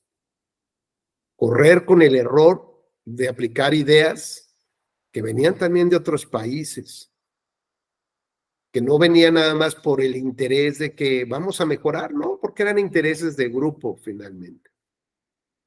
Y que siempre se ha utilizado a la base mexicana como carne de cañón, porque puede ser que todavía hoy en día, tocayo, tal vez todavía no sepamos leer y escribir, por lo menos en el mundo digital. Hoy somos analfabetas digitales, porque tal vez todavía los grupos políticos no nos vean más que como el mecanismo para que ellos puedan llegar al poder, implementar sus ideas, sus intereses de grupo o intereses externos, pero tal vez estemos hoy en día como en aquellas épocas, con lo difícil que es tratar de entender cuál debería de ser nuestro mejor sistema de gobierno. Yo he insistido en varios foros que el sistema presidencialista en México ha sido, digamos, un gran o parte de los grandes problemas que hemos tenido los mexicanos. Yo creo que el sistema presidencialista en México, dadas las condiciones hoy actuales, donde cómo funciona todo el sistema en torno a una sola figura, y donde los vecinos, que son los diputados y los jueces, los que han ocupado esas viviendas, no se han preocupado por la impermeabilizada, por pintar, por mantener esos diques de contención que, claro, los otros se quieren meter de manera natural, porque así son las cosas. Pero si no se arreglan bien esas construcciones y los que viven ahí, los que ejercen ahí, los que despachan ahí, no se preocupan por decirle no al otro, si nosotros tuviéramos la percepción de un poder legislativo federal o local que le dijera, señor gobernador, espéreme, qué bueno que ya recibimos su iniciativa. Aquí vamos a ver qué es lo mejor para los mexicanos, para los tamaulipecos, para... Entonces dices, caray, se está ejerciendo un verdadero poder. Pero si todos son, sí señor, no señor, ni una coma, sí señor, y que lo que diga su señoría, ¿no?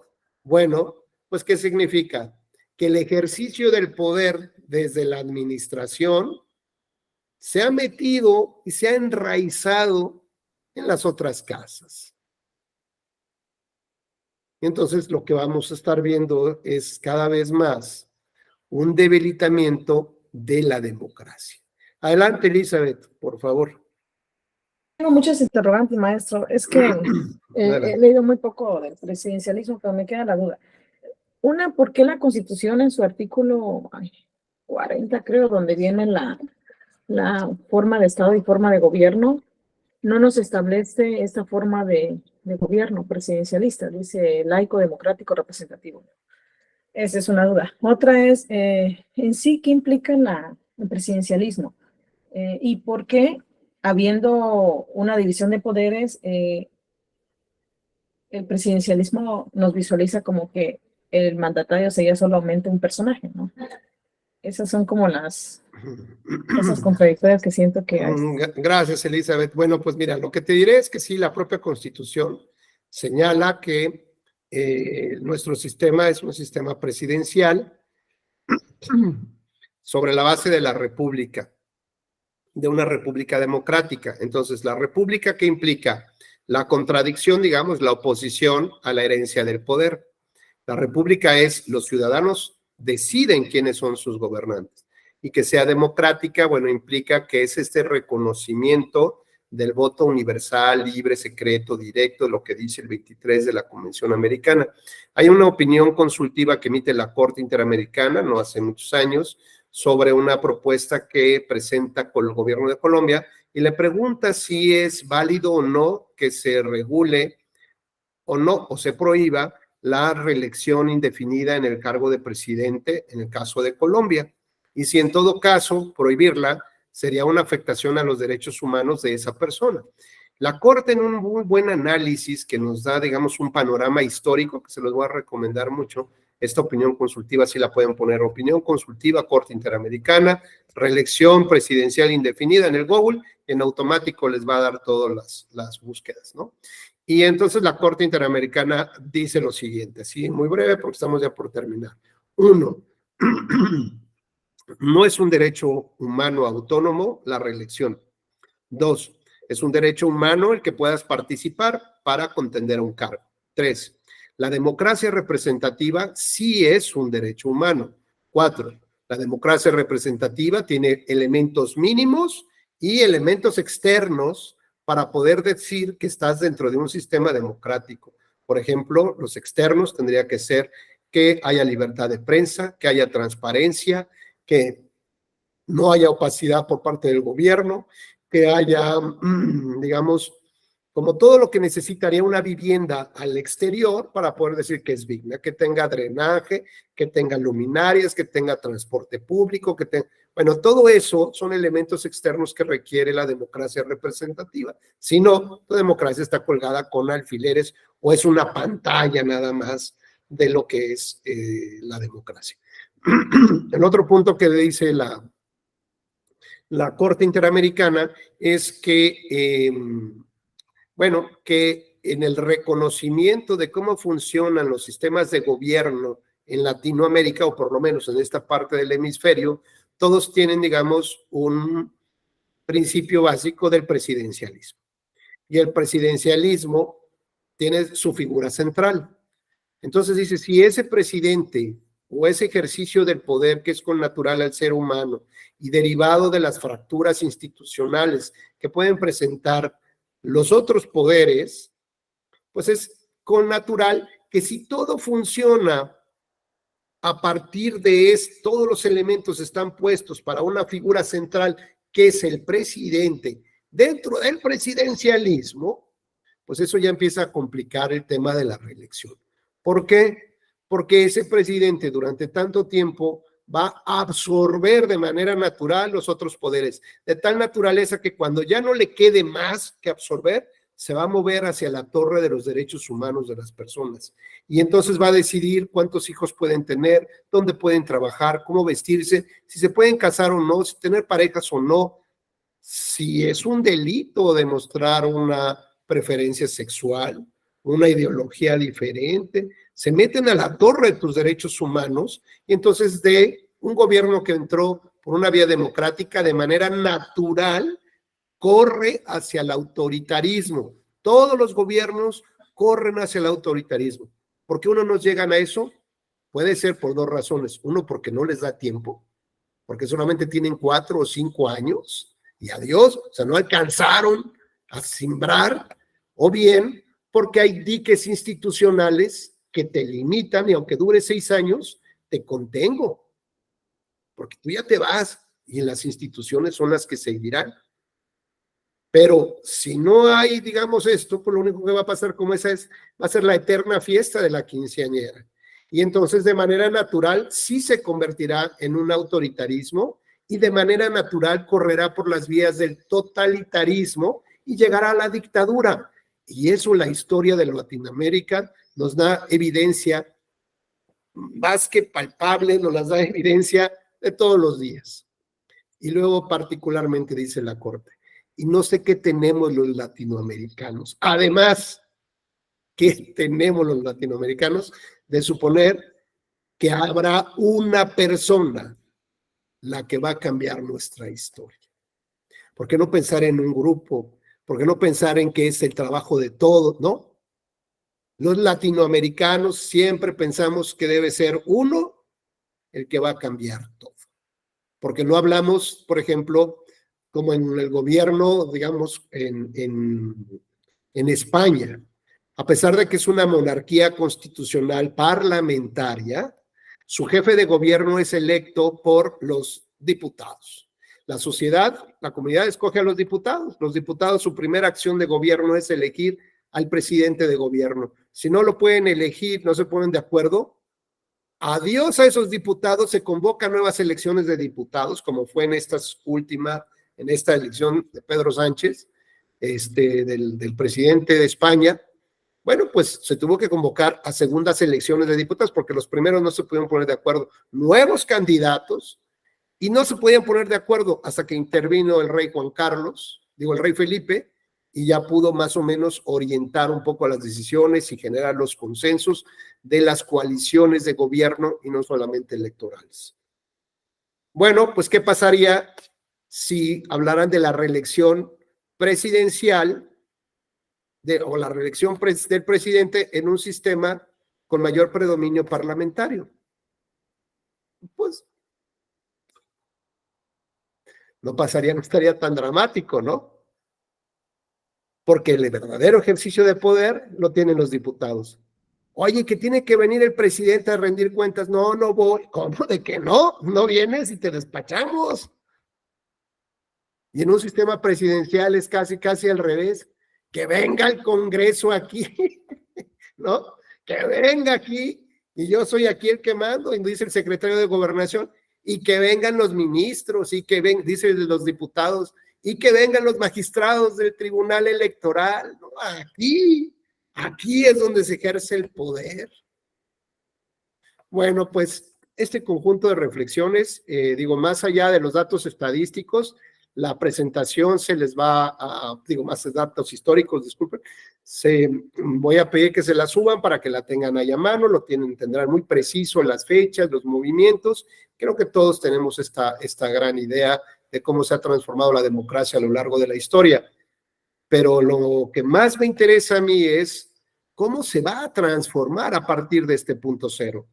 Y sobre todo que hoy nosotros ya no tendremos seremos como estos estudiosos de la historia. Ahora nos convertiremos en actores principales de nuestra historia, porque hoy las decisiones serán nuestras. El futuro de la democracia depende de nosotros. Pues, estimadas compañeras y compañeros, hasta aquí mi intervención del día. Ojalá les hayan disfrutado esta charla como yo. Gracias, Leo, Sergio, Rubén, Patti, Elizabeth, Berardo. Gracias a todos los que participaron, a los que gentilmente prendieron sus cámaras, los que terminaron apagándolas para echar sus chilaquiles, van a ver, para la próxima inviten. Cuídense mucho. Les recuerdo mi correo electrónico, me ubican como correo electrónico, mi Twitter como @Rubén Becerra, RB de Victoria. Rubén Becerra, RB de Victoria, ahí me tienen en Twitter, y en mi correo electrónico institucional, que es ruben.becerrar, @te de tribunalelectoral.gov.mx. Pues muchísimas gracias, que tengan una excelente jornada. Provechito.